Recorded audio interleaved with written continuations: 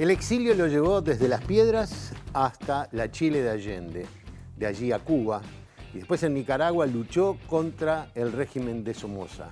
Terminó en Europa.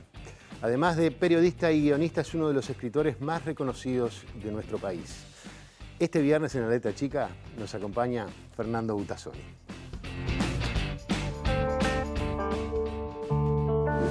Buena parte de mi educación sentimental, por decirlo así, fue cubana.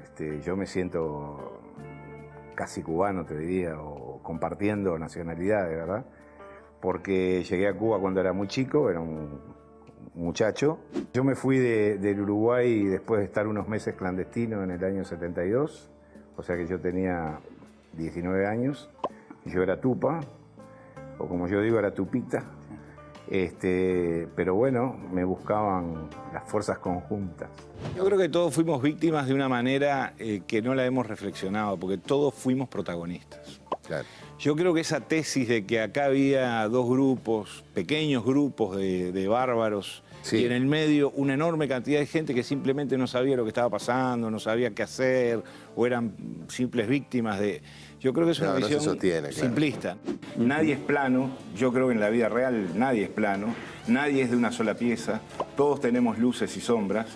Los delitos de cuello blanco que acá se cometieron y de manera aviesa y sistemática y por muchos millones de dólares, son considerados por la opinión pública de una manera y las rapiñas son consideradas de otra. Y yo creo que detrás de la realidad muchas veces hasta se oculta la verdad. Hay elementos que uno ve de la realidad que muestran determinadas líneas, digamos, determinados formatos, determinados perfiles, y la verdad que es otra, o que es distinta, o que se complementa, está detrás de eso. Lo que se mezcla en la ficción y la realidad es en la vida, ¿no? Creo que no hay ningún episodio de la vida personal que no contenga elementos de ficción, porque pasa por la memoria, por el recuerdo, por el corazón. Es impensable un país que no tenga un sólido anclaje en sus estructuras culturales, en sus raíces espirituales, en el cultivo de la espiritualidad, por decirlo así. Y creo que para eso se necesitan cosas que vayan más allá de lo que tenemos, que sean más modernas, más dinámicas, más ágiles. El bajísimo nivel general, salvo excepciones, que tiene, por ejemplo, el Parlamento, tanto los diputados como los senadores, bajísimo nivel intelectual de los miembros de las dos cámaras, es un tema que a nadie le preocupa. Están en las discusiones cotidianas de temas que pueden tener más o menos relevancia, pero que también los resuelven mal en general. Leyes que están mal, oposición a leyes que están mal planteadas, demoras innecesarias, encajonamientos de procesos. Es decir, creo que hay una problemática muy seria que no va a tener una solución, yo no la veo por lo menos, ¿no? A mí no me parece especialmente raro que una persona cambie sus ideas políticas a lo largo de su vida, como tampoco me parece raro que alguien no las cambie, que se mantenga desde que tiene 20 años hasta que tiene 85 pensando exactamente lo mismo. Bueno, son maneras de estructurar la personalidad y de producir su mundo. Yo creo que lo importante es que cada uno de los seres humanos, desde los intelectuales hasta los carpinteros, los médicos, los taxistas y los choferes de Uber, sean capaces de producir su propio mundo, que no es lo que hay alrededor de ellos, es lo que ellos hacen con lo que hay alrededor de ellos.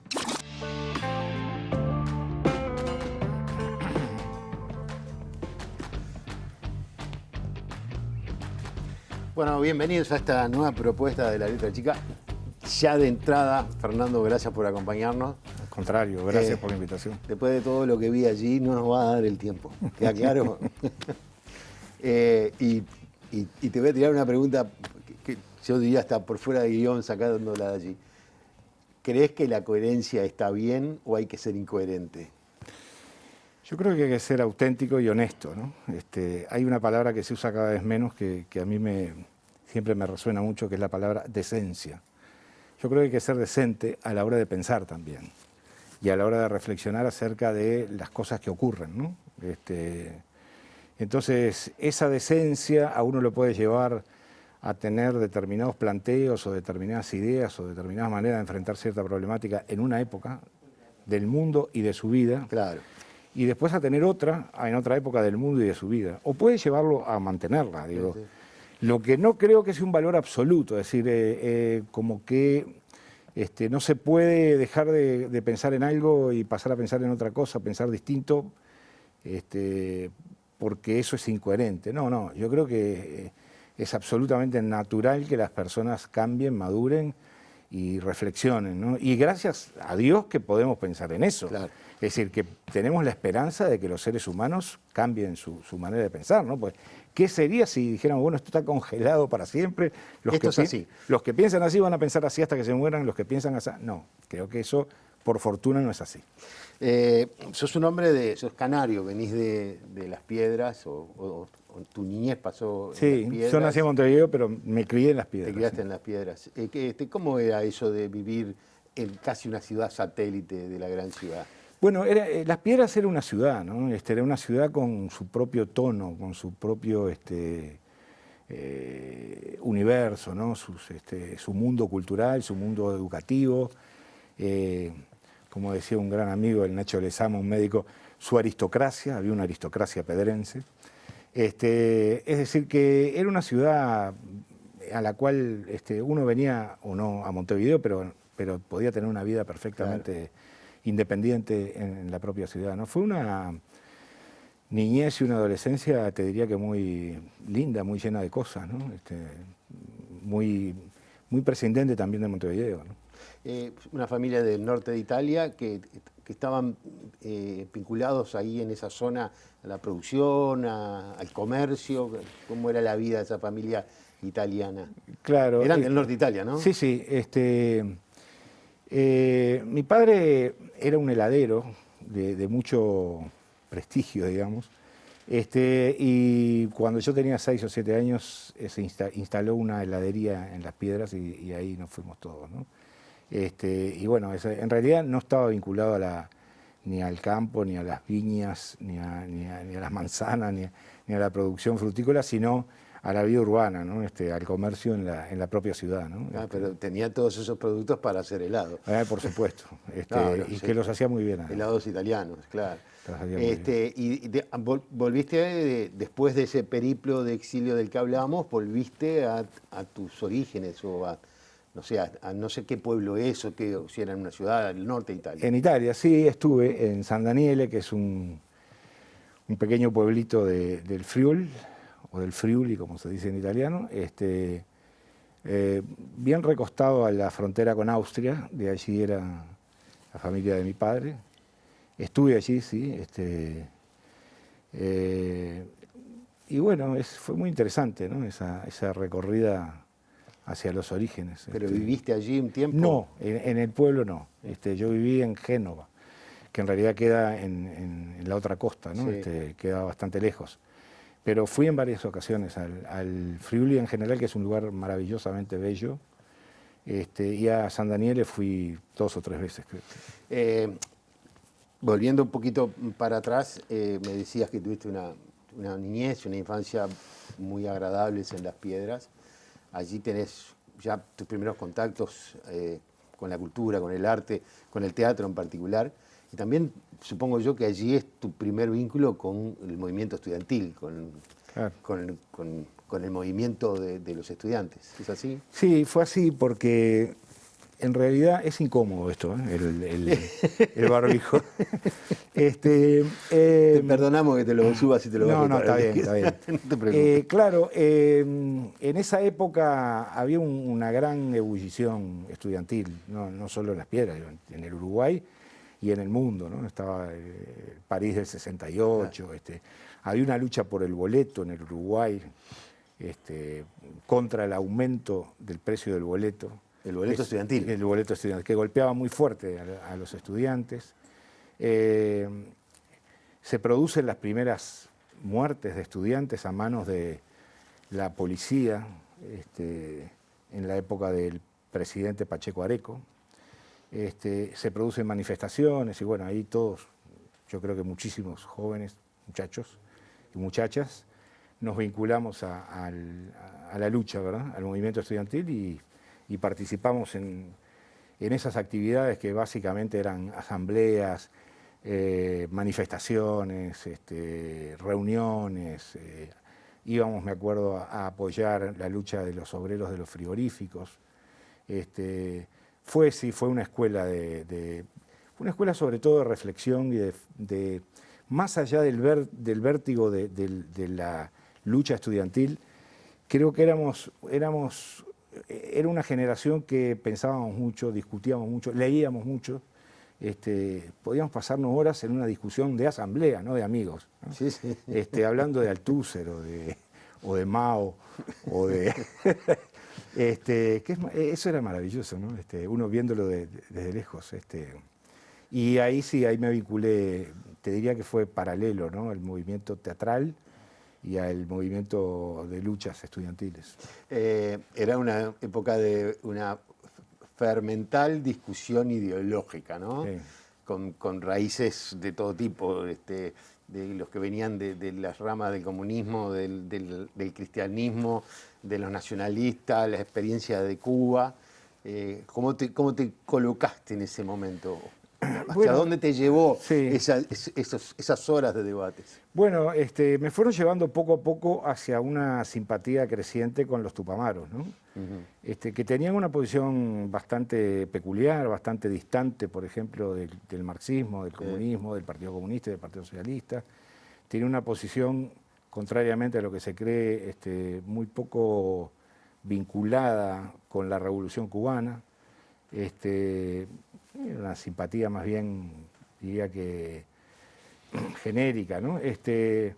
Y bueno, ahí había varios caminos a recorrer y varios elementos de debate y de discusión. Muchos de esos se fraguaron después en la lucha contra pequeños grupos de ultraderecha que se habían formado en distintos lugares, que formaron después lo que se llamó la Juventud Uruguaya de Pie, que básicamente eran jóvenes estructurados alrededor de autoridades policiales, militares y ministeriales de la época, ¿no? De un gobierno que era formalmente constitucional y democrático, pero que pisoteaba la Constitución y la ley y la democracia todos los días, ¿no? Yo tenía muchos amigos que estuvieron de repente un mes o un mes y medio presos en un cuartel, en San Ramón. El famoso cuartel de San Ramón. Claro, a disposición del Poder Ejecutivo, esa era la figura, ¿no? Entonces, y el Parlamento, que tenía una actitud muy combativa por parte de algunos sectores, levantaba las medidas de seguridad porque era su potestad legal, y a los 2 minutos el presidente Pacheco volvía a instalar las medidas de seguridad, ¿no? Llegó al absurdo de prohibir que se dijeran determinadas palabras en los medios de comunicación, etcétera, ¿no? Entonces, esa era la época en la que vivíamos. Claro. Yo siempre digo que hay que analizar los contextos en los cuales la gente se mueve, actúa, piensa y toma decisiones, ¿verdad? Y ese era un contexto muy jodido. No era un lecho de rosas ni para los pobres, ni para los estudiantes, ni para los opositores. Era una época además de tremenda crisis económica, congelación de salarios, fue de gran inflación, fue un momento y de represión brutal. Muy difícil, ¿no? Y de represión brutal. Y de represión brutal. Te vas en el 72, un poco antes del golpe de Estado, te decidís irte, no sé las condiciones, pero te vas para una Chile que venía con una victoria de la Unidad Popular. Sí, cuando yo llego a Chile, ese gobierno popular, democrático, constitucional, elegido en las urnas, etcétera, etcétera, de Salvador Allende, estaba hackeado por todos lados, ¿no? Yo llego en el momento en que había una gigantesca huelga de patrones de camiones. Sí, los camioneros. Los camioneros que luchaban por sus derechos, decían. Después me enteré cuando el golpe, yo no estaba en Chile cuando el golpe, me enteré que esos dirigentes de los camioneros terminaron siendo dirigentes del gobierno de Pinochet. Entonces, ese gobierno ya estaba con graves problemas, ¿no? Y la izquierda chilena cometió gravísimos errores en ese mismo periodo, que de alguna manera terminaron de acorralar a Pinochet en un lugar en un callejón absolutamente sin salida, porque no tenía salida ni por la derecha, obviamente, ni por la izquierda. Fue una experiencia muy traumática la que vivieron los chilenos y miles de exiliados que estaban en Chile, porque Chile era el único país de la región en el que uno se podía ir sin temor a que lo secuestraran o lo mataran, ¿no? Entonces ahí había brasileños, había peruanos, había bolivianos, había argentinos, había uruguayos, por supuesto. Toda esa gente, la inmensa mayoría, estaban en Chile cuando el golpe, ¿no? Y vieron cómo aquello se desmoronó a bombazos, ¿no? Con aviones bombardeando el centro de Santiago, ¿no? Sí, sí. El museo, no me acuerdo el nombre ahora cuál es, pero el museo que está en Sí, el de la memoria. El de la moneda. Sí, que tiene unas imágenes tremendas, ¿no? De lo que fue todo ese periodo del golpe contra Allende. Pero vos te vas un poco antes del golpe y te vas a Cuba. Yo me voy un poco antes y del ahí golpe. decías que era como tu hogar. Sí, porque cuando yo llego a Cuba yo tenía 20 años, tengo 19 años, no sé si había cumplido los 20 ya. 19 o 20, por ahí, ¿no? En principio del 73. Eres un chiquilín. Era un niño, sí. Es decir, que Mirado desde hoy eres claro, un chiquilín. claro. Buena parte de mi formación, digamos, cultural, social, estuvo muy vinculada a mi vida en Cuba, ¿no? A la convivencia con otros compañeros, compañeras, a la relación con la sociedad cubana de la época, después más adelante con los periodistas, con los escritores, etc. Pero sí, yo me siento muy cercano al pueblo cubano y a la manera de ser, a su gusto por determinadas cosas, por la música, por determinadas comidas. Sí, algo que va mucho más allá de la ideología, ¿no? Está muy impregnado en un concepto de nación que es muy... Cuba es un archipiélago, una isla grande, ¿no?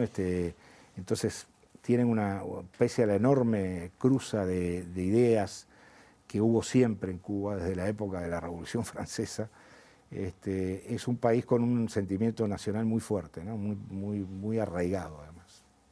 Bueno, de Cuba podríamos hablar mucho, Sí, pero quiero claro. seguir horas. Pero quería seguir un poco más porque Sí. terminás siendo un combatiente en Nicaragua, ¿no? Ahí con otros tantos, una especie como de brigadas solidarias, como pasó en la Revolución Española, pero en este caso para contribuir con el sandinismo. Eso sí que fue una experiencia que no es muy común en uruguayos. Sí, ahí hubo un componente de solidaridad y hubo también un componente práctico, digamos, de eficiencia revolucionaria, por decirlo así. Yo simpatizaba mucho con el sandinismo en esa época, sobre todo porque conocía de primera mano las atrocidades del dictador de Nicaragua, de Anastasio Somoza, ¿no? Que había heredado además el poder de su padre, es decir, una dinastía que gobernaba el país y que además era dueño de todo, de las fábricas, de las pocas fábricas que había, de las tierras, del café, etc. Y simpatizaba mucho con ese grupito de locos que habían planteado derrocar a Somoza. Y cuando ellos lanzan la ofensiva, digamos, en el año 78, logran establecer algunos frentes de combate, los sandinistas, en Nicaragua, en el norte y en el sur, pero no tenían artillería para poder, digamos, romper esa especie de equilibrio, ¿verdad? Esa guerra de trincheras. Entonces, que se planteó con mucha claridad que lo que los sandinistas necesitaban eran artilleros y artillería. Y allá fuimos como artilleros y con artillería a contribuir a derrocar a Somoza. Con una revolución que, hay que recordarlo, era una revolución dirigida por un frente pluralista, democrático, que prometía hacer elecciones, que prometía no tomar venganza. Y el Frente Sandinista tomó el poder y cumplió con lo que había prometido.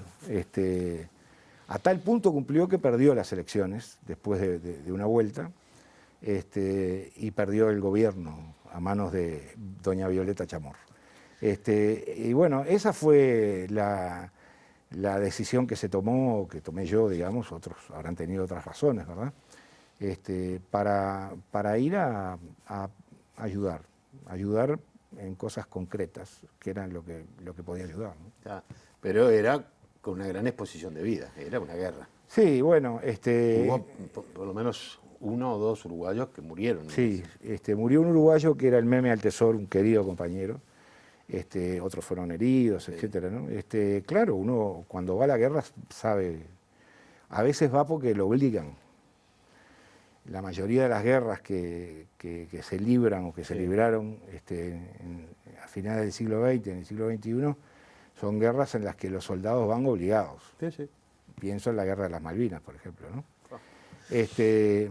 Pero nosotros no, yo fui con absoluta disposición y voluntad propia, y sabiendo que era una tarea difícil y arriesgada, ¿no? Pero creo que ahí no hay un mérito. Lo que hay es así como otros cumplen su deber No. en otros lugares, cumplirlo allí, que era donde podía, ¿no?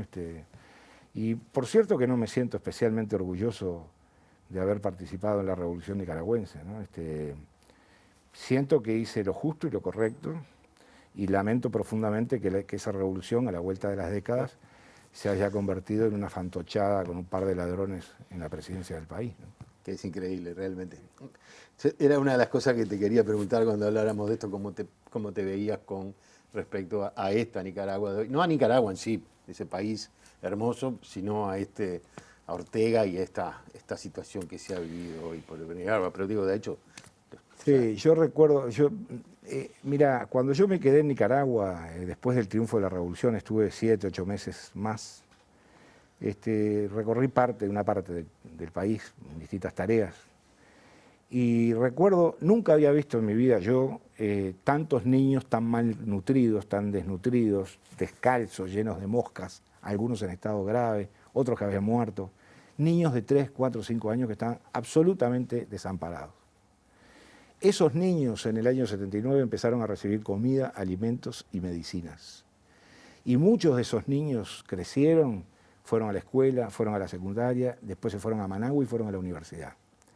Entonces a mí me indigna terriblemente que esos niños, que de alguna humildísima manera yo contribuí a darles de comer, este sátrapa ahora los mate como francotiradores en las calles de Managua.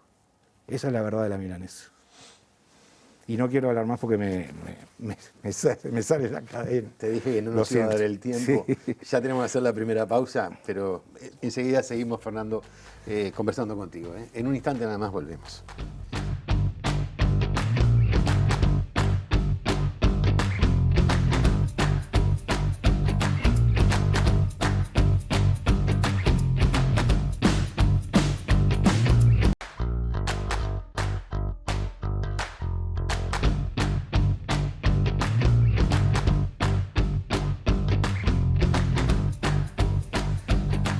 Seguimos conversando con Fernando Butazzoni. Te dije, si nos hubiéramos metido en cada una de las cosas que dijiste, seguimos conversando hasta el año que viene. Se transformaba en una de aquellas asambleas de estudiantes de la FEU que empezaban a las 8 de la noche y terminaban a las 5 de la mañana. Claro. Sin resolver nada muchas veces. La mayoría de las veces, claro, exactamente. Pero bueno, vamos a hablar de literatura, porque este es uno de los temas que por lo menos a todos nos interesa mucho sobre ti. ¿Identificás qué es en Cuba cuando empezás a sentir la vocación o empezás a trabajar como escritor? Bueno, yo tenía berretines de escritor desde bastante chico, ¿no? Desde chiquilín. Y me había acercado además a la lectura. Yo era un gran lector, ¿no? Desde niño. Cuando yo tenía 7 años, creo que era, me enfermé de una hepatitis que en aquella época se trataba con quietud absoluta. Y una vez por mes te hacían un examen de sangre que te determinaba el grado de evolución. Las cruces. Las cruces, exactamente. 3 cruces. 4, exactamente. Bueno, yo estuve varios meses en cama y leí muchísimo. Libros, me acuerdo de una colección que se llamaba Bomba, El niño de la selva. Por favor. Que yo pensé que era un autor norteamericano, porque era el nombre que estaba en la tapa, pero después resultó que eran un grupo, una especie de cooperativa de argentinos que escribían los libros de Bomba, ¿no?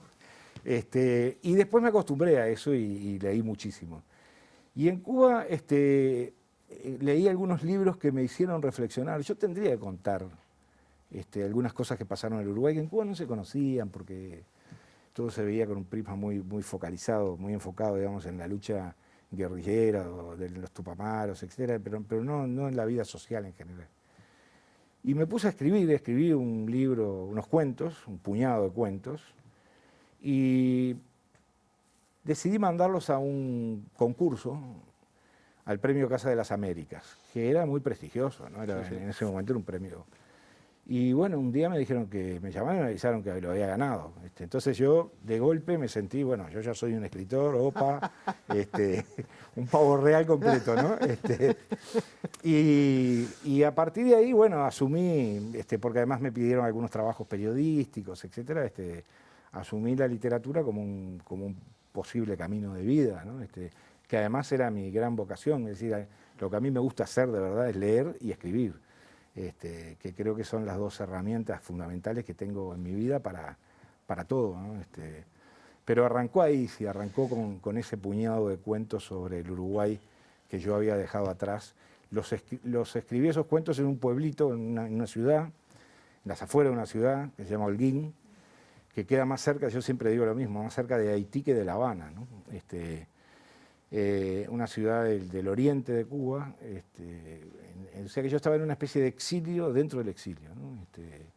Y bueno, y para mí fueron meses maravillosos en los que me dediqué a escribir ese libro, ¿no? Sin pensar, por supuesto, que algún día iba a ser publicado, ¿no? Has escrito novelas, crónicas, periodismo, cuentos. ¿Cómo te sale, para qué camino arrancar en cada momento? Bueno, ¿O ya sos un novelista hoy? No, yo justamente creo que he abandonado la novela prácticamente, ¿no? Porque yo los últimos, desde el principio yo escribía con un toque, un tono, una dinámica muy periodística, ¿no? Con mucho apego a los hechos, con mucho rigor, con una gran admiración, por ejemplo, por Rodolfo Walsh, el escritor argentino, que escribió tal vez la primera novela periodística, lo que después se llamó el nuevo periodismo en Estados Unidos, ¿no? Él antes empezó con eso, con un libro que se titula Operación Masacre. Entonces siempre estuve muy apegado a eso, pero yo ya hace como 10 o 12 años que cada libro que abordo lo hago con el rigor de un trabajo periodístico, ¿no? Investigo, solo escribo las cosas que sé, las que no las sé las busco y las trato de revelar, y si no puedo las dejo afuera. Es decir, que en realidad son novelas, porque yo creo que la ficción está presente en todo. Sí. Yo siempre digo que no hay ninguna decisión, ninguna sentencia judicial que no esté llena de ficción, porque la ficción no es solo inventar hechos o personajes, es también elegir las palabras que uno elige y no otras. Cuando un juez escribe una sentencia, elige determinados sustantivos y determinados adjetivos. Elige determinados testimonios para incluirlos porque les parece relevante y otros no. Elige el punto y aparte o el punto y seguido de acuerdo a su criterio. Bueno, eso es ficción también. Entonces, hay una manera de construir una ficción a partir de hechos absolutamente verificables, comprobables y verdaderos. Y eso es lo que he hecho en los últimos años, ¿no? Ya en el año 85, con El Tigre y la Nieve, yo había abordado esa manera de trabajar. Después la profundicé mucho con Las cenizas del cóndor, y de ahí para acá no he abordado otro tipo de... Es decir, la literatura puramente de ficción, de sentarme a pensar en una trama, en un personaje. No tengo talento para hacerlo, además. En Las cenizas del cóndor sos protagonista de la propia historia. Claro, porque además me parecía absolutamente necesario la honestidad de contar las idas y venidas, las marchas atrás, claro. Las enormes dificultades que se presentaron en el camino de esa investigación, ¿no? Uno de los libros que no sé si es de los que vos pero por lo menos a mí me permitió llegarte a conocer más, fue el Sereñi Rosenkopf. Que incluso, no me recuerdo ahora si está en el libro o leí alguna crónica, la forma en que se fue dando toda esa conversación.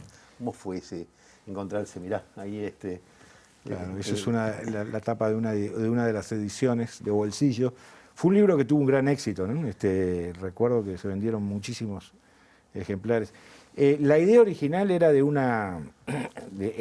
fue de una editora del Grupo Santillana, que se llama Viviana Echeverría. Sí. En una cena estaba Sereñi con Rosenkopf, estaba también Elena Poniatowska, la escritora mexicana, estaba Viviana, por supuesto, y al final de la cena, Sereñi y Rosenkopf se van solitos, los dos caminando del brazo, despacito, se van alejando, y Viviana los vio irse juntos y dijo, ahí hay un libro, ahí hay un libro que camina. Y yo tuve la fortuna de conversar con Sereñi, de convencerlo de que participara, y después de ir durante meses a la casa de Sereñi con Mauricio, con el ruso, y sentarnos 3 o 4 veces por semana durante toda la mañana a tomar mate y a tirarles temas para que ellos conversaran, ¿no? Yo en realidad mi participación en el libro fue mínima, fue de hacer preguntas o de conducir, digamos, una conversación que por la propia característica de los dos personajes, tanto de Sereñi como del general, se iban, se desbandaban inmediatamente. Sí, claro. ¿No? Y yo pero fue una gran enseñanza para mí, con dos personas que quiero entrañablemente, como el general Sereñi y el ruso, que es un compañero así entrañable, un hermano, un padre. Ahí lo tenemos. Y querido ruso, hace tiempo que no lo veo por la pandemia, ¿no? Y bueno, todo eso me enriqueció muchísimo y me permitió tener una relación muy cercana tanto con Mauricio como con Sereñi, ¿no? Que duró hasta que Sereñi falleció, en el caso de él, ¿no? Yo me metí en la capucha del ruso estos días, leyendo la caja de zapatos. Que es una cosa impactante que se los recomiendo, porque bueno, es la parte de adentro de Rosenkopf, que está tremendo eso. Yo tuve el privilegio de leer el libro cuando era un original aún, ¿no? Y yo le dije que a mí me parecía que era muy, muy estremecedor, ¿no? Es estremecedor. Como recuerdo, la madre, las fotos, la familia, el campo de concentración, todo eso está metido en esas fotos, adentro de la caja de zapatos. Es la mujer con el número en los brazos. Exactamente. Vale la pena, pero bueno, vos has escrito mucho sobre el tema del terrorismo del Estado y sin duda Las cenizas del cóndor es probablemente el libro más impactante. Recién yo te comentaba que una de las cosas que a mí por lo menos me sorprendió en su lectura es el papel protagónico que tú tenés en el libro, en el sentido de que vos, mientras vas desarrollando la historia, vas desarrollando tu propia investigación, ¿no?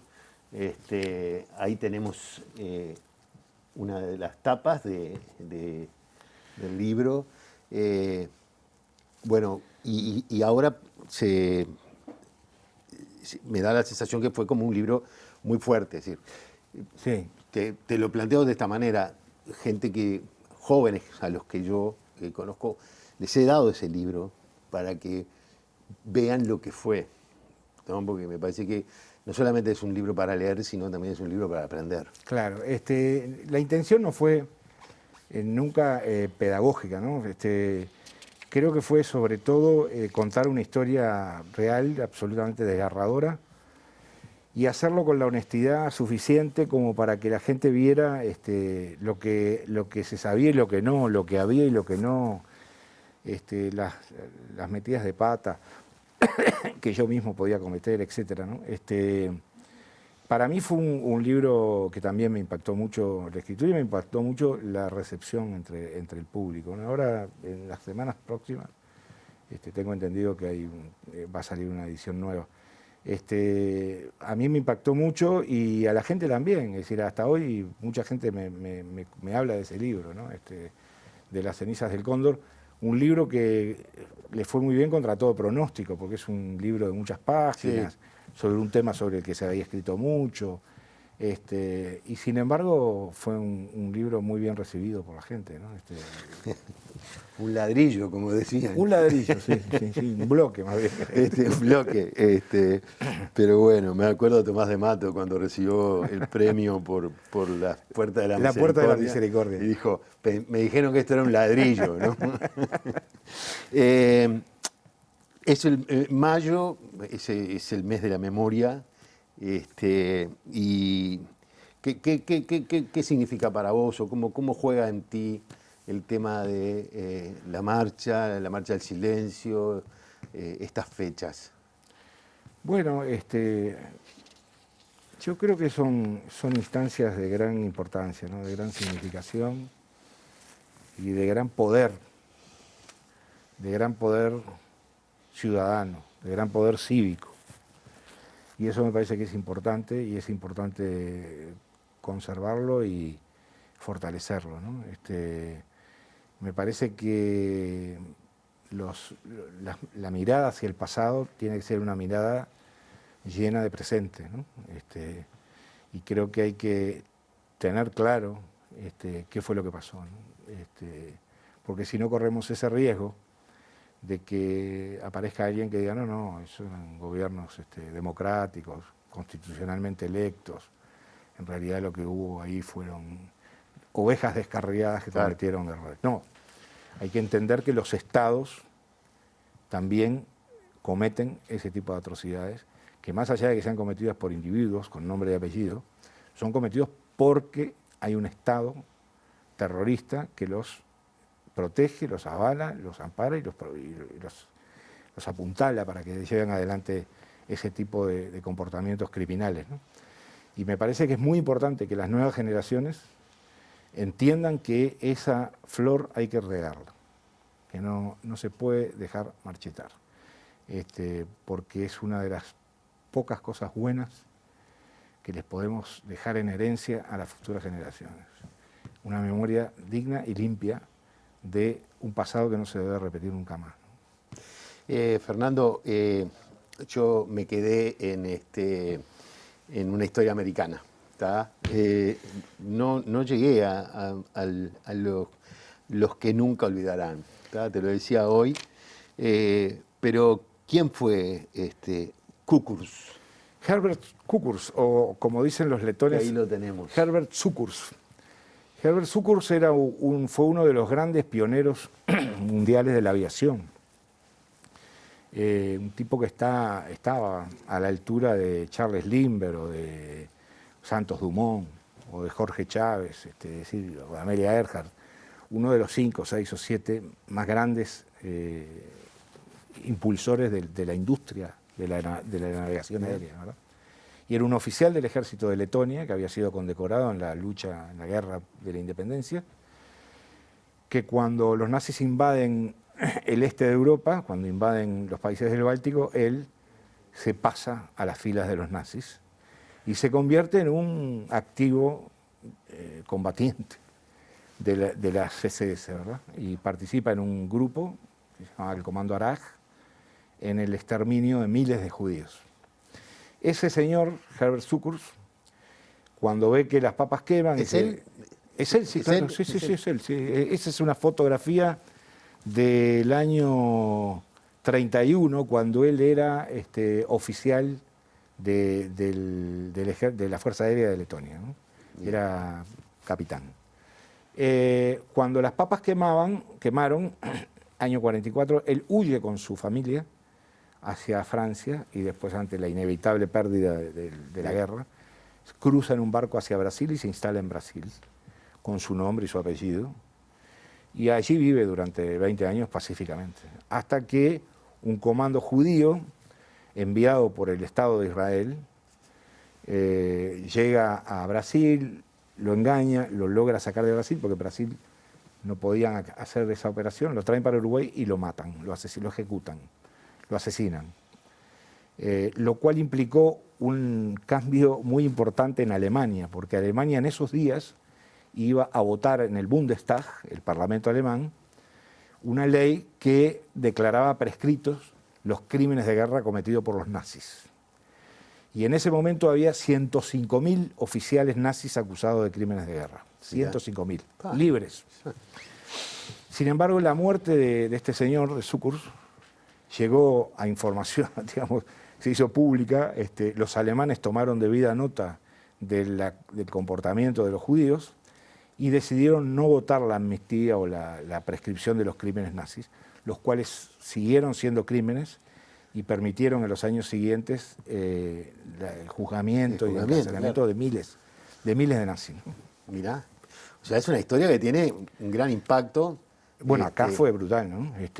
Porque, claro, eligieron Uruguay para matarlo, lo dejaron adentro de un baúl en Shangri-La, lo mataron muy mal, además de una manera horrible, porque por razones que, bueno, yo cuento en el libro, no la voy a contar. No, está bien. Les recomiendo que lo lean. Que lo compren. Exactamente, por favor. Y que si lo tienen, no lo presten. No, no, es una broma eso.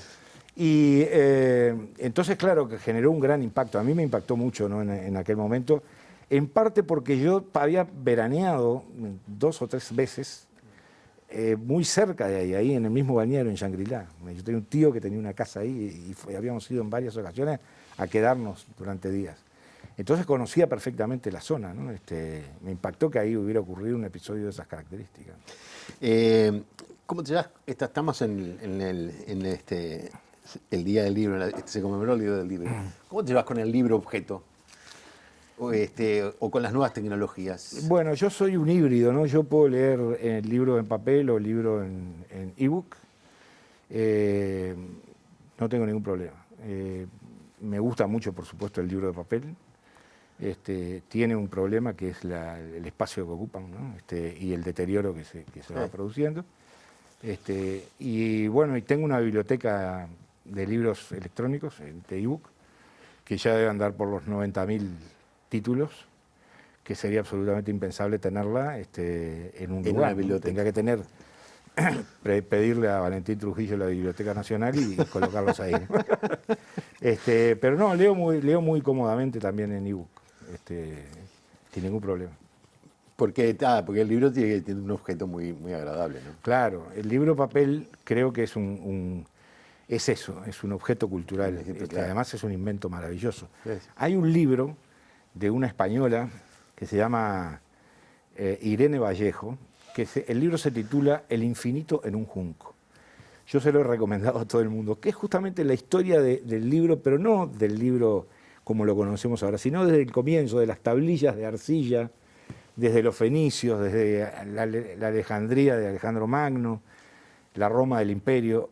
Es realmente apasionante, se lee como una novela de aventuras y te informa y te cuenta y te forma acerca de ese objeto, ese invento extraordinario que es, bueno, primero la letra, ¿no? la escritura, y después dejar asentadas ya sea balances de cosechas o historias de ficción en pequeñas, en papiros o en telas. ¿Cómo repetime cómo se llama? El infinito en un junco. El infinito en un junco. Tenemos que ir a otra pausa, pero sabes que le voy a robar un minuto al tercer bloque, repetito, porque una de las cosas que me impactó, el libro Una historia americana, que fue un libro que me impactó mucho, quizás porque yo vivía en ese periodo, ese momento, que después incluso me llevó a buscar en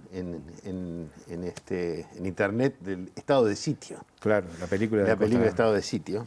Tiene una parte que me impresionó, que es la conversación en la camioneta esa Volkswagen, cuando esos jóvenes de poco más de 20 años, de una tercera línea, tienen que tomar la decisión. No sé, digo, capaz que hay una cantidad de otras cosas, pero a cada uno en un libro hay cosas que lo marcan y otras que no. Y a mí esa me dejó... A mí ese episodio me marcó mucho también, de cuando lo conocí y lo pude reconstruir, me impresionó mucho justamente por eso, ¿no?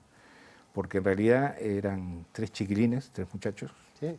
Que tomaron una decisión gravísima, de una seriedad terrible. Y de enormes consecuencias. Y de enormes consecuencias históricas y políticas, por una carambola, es decir, porque pasaron determinadas cosas y otras no pasaron, ¿no? Sí, a mí me impresionó mucho eso también. De ese libro yo tengo un orgullo que es que más allá de que mucha gente, sobre todo muchos tupamaros, no estuvieron contentos con el libro, no les gustó, les pareció... Ninguno me pudo decir que había algo ahí que no fuera verdad. Todo yo lo chequeé con los propios protagonistas, ¿verdad? Desde uno de los que disparó hasta uno de los que participó en el secuestro, uno de los que los vigiló, donde estaba secuestrado, etc. Es realmente recomendable. Hacemos una última pausa y seguimos conversando con Fernando Butazzoni y nos vamos a meter en cosas del cine.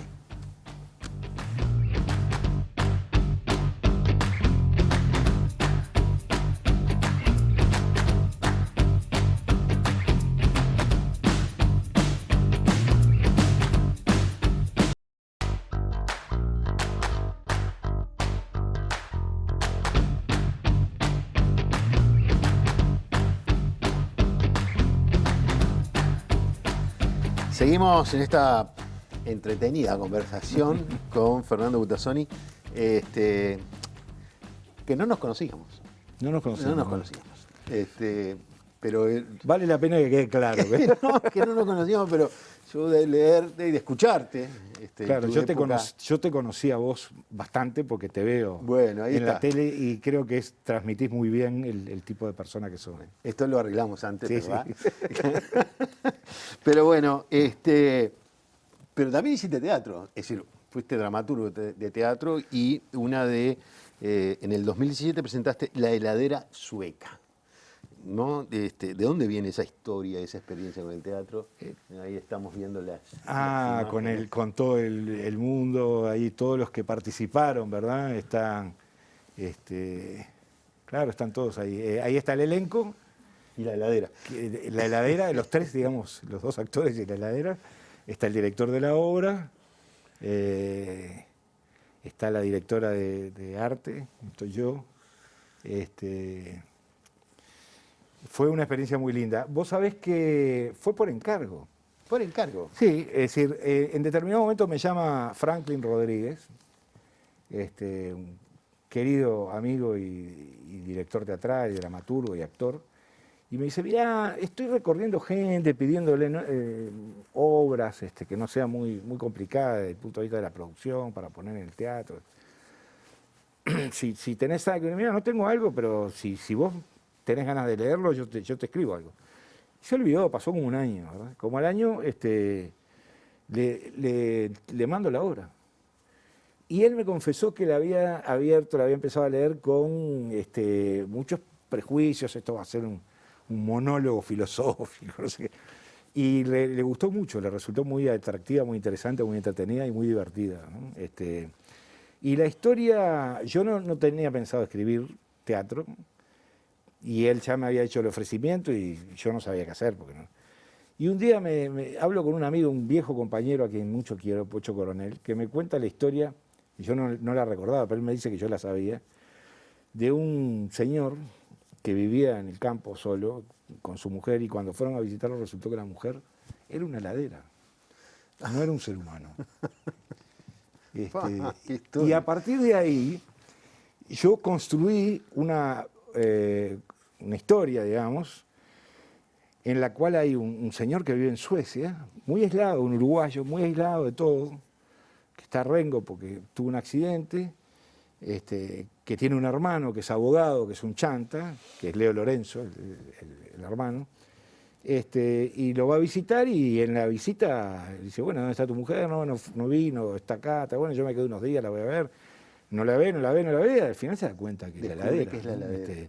El tipo tenía una relación, digamos, de diálogo, de conversación, de reflexión, y creo que eso enganchó mucho con la gente. La obra tuvo un gran éxito, digamos, de público, de crítica, bueno, ganó un Florencio.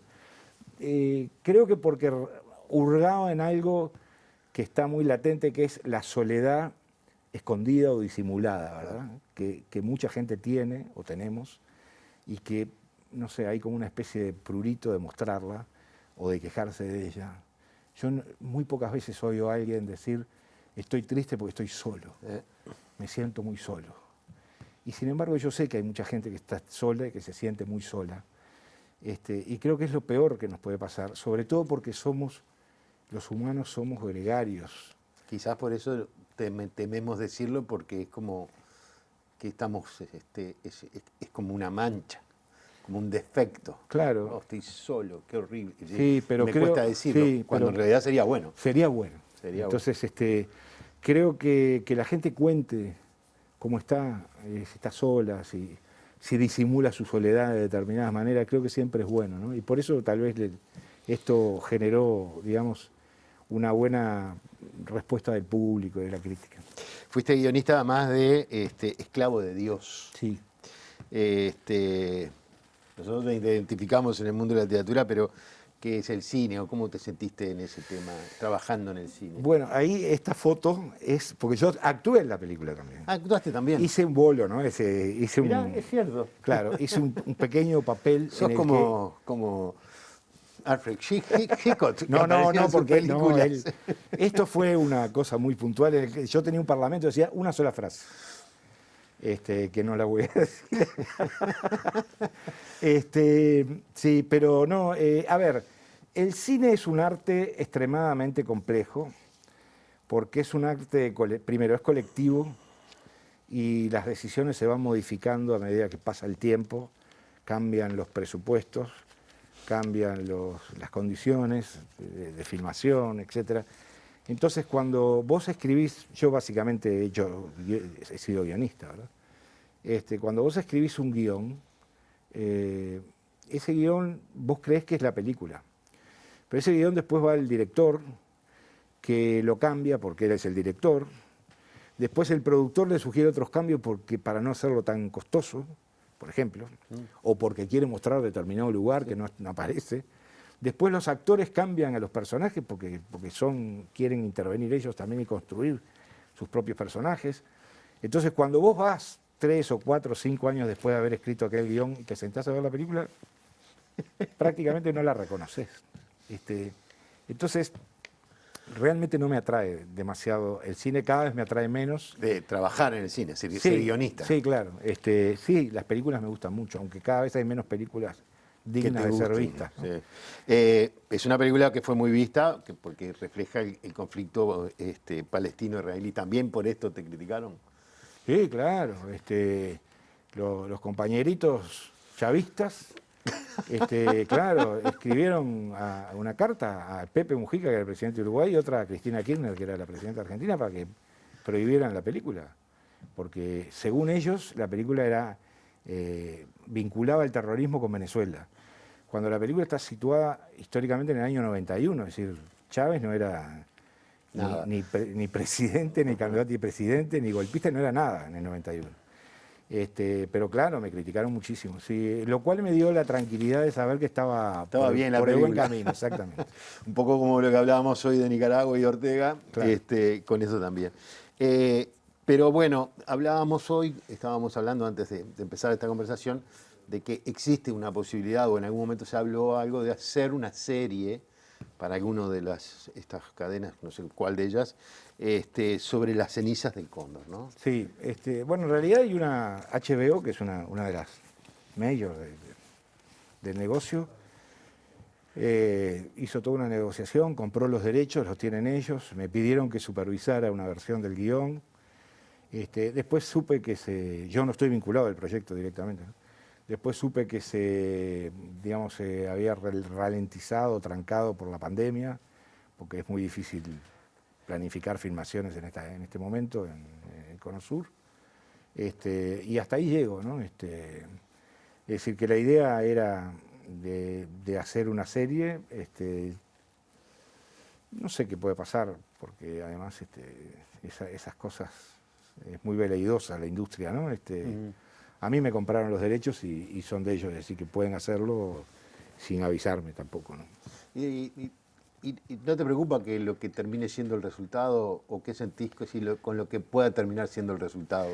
Y bueno, me preocupa tanto como con cualquiera de mis trabajos Claro. anteriores, ¿no? Es decir, yo creo que uno tiene que asumir que en la industria del cine, de la televisión, de las series, hay decisiones que escapan totalmente a uno, ¿no? Y recuerdo que a Costa Gabras, por ejemplo, lo criticaron enormemente por la película Estado de Sitio, por haber elegido a un gran actor francés, que ahora se me escapó el nombre, para hacer el papel de Mitrione, porque era un tipo lleno de encanto, lleno de charme, un tipo que tenía un magnetismo extraordinario en la pantalla. ¿Y cómo va a poner ese tipo tan bueno, tan simpático, tan elegante a hacer ese papel? Lo terminaba bajando como bueno por su imagen. Bueno, claro, pero a ver, son decisiones que obviamente el que escribió la historia tampoco la manejó, ¿no? Y creo que Costa Gabra no tenía ninguna intención de... No, para nada. Lo que quería era armar un buen equipo y realmente tener un gran actor ahí, ¿no? Es una película interesante para rever. Sí.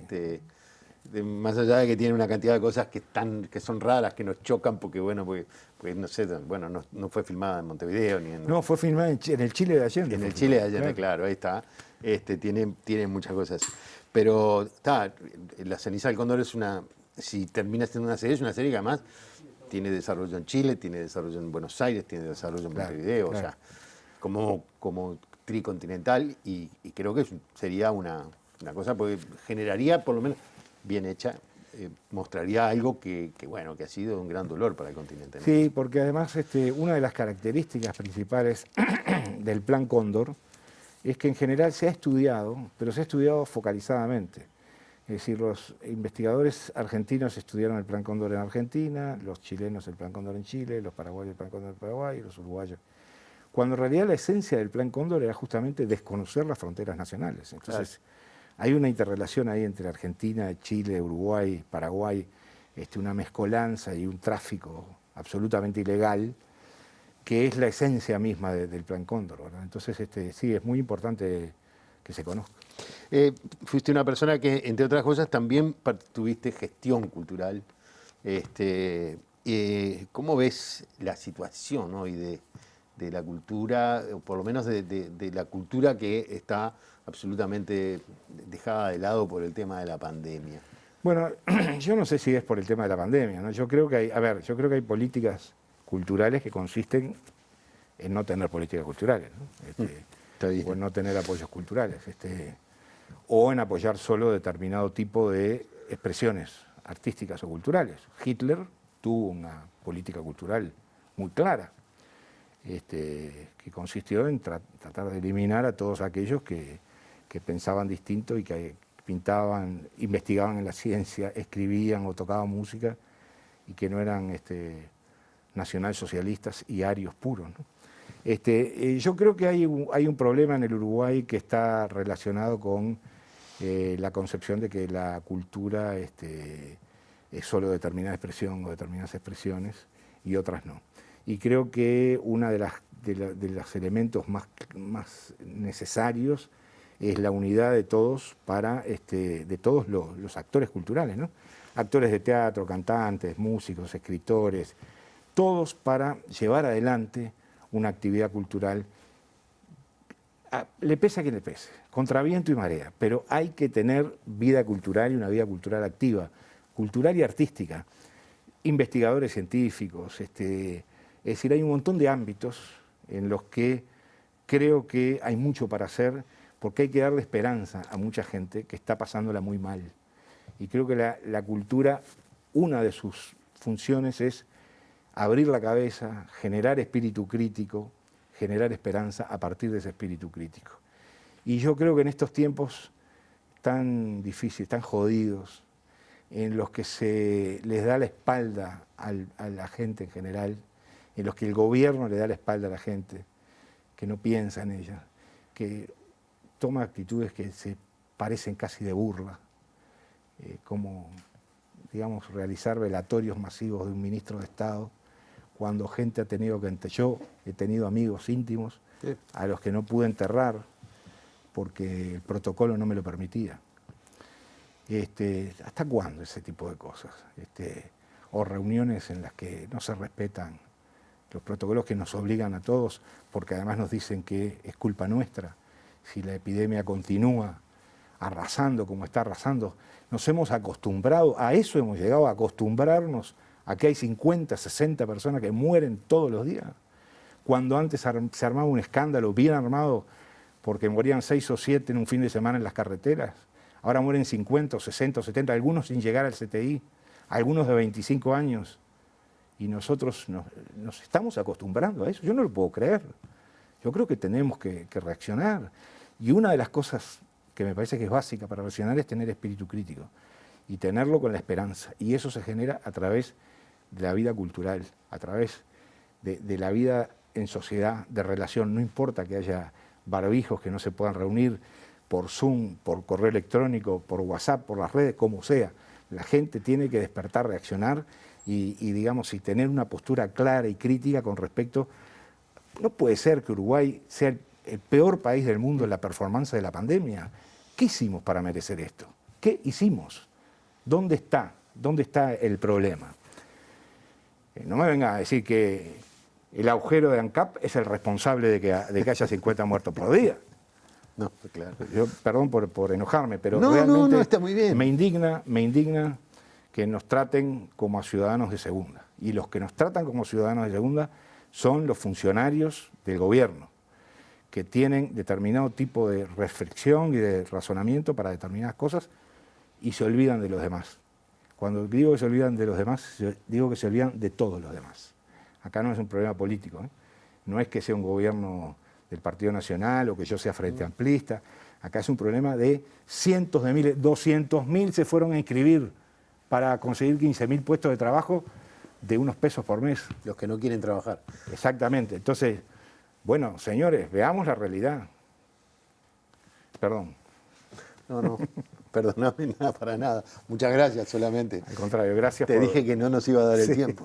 Quedará para otra, capaz que la producción te invita para otro programa y hablamos de todas las aperturas que se podían haber dado en este reunión. Cómo no, yo encantadísimo de estar aquí, muchas gracias. Un No, honor. por favor.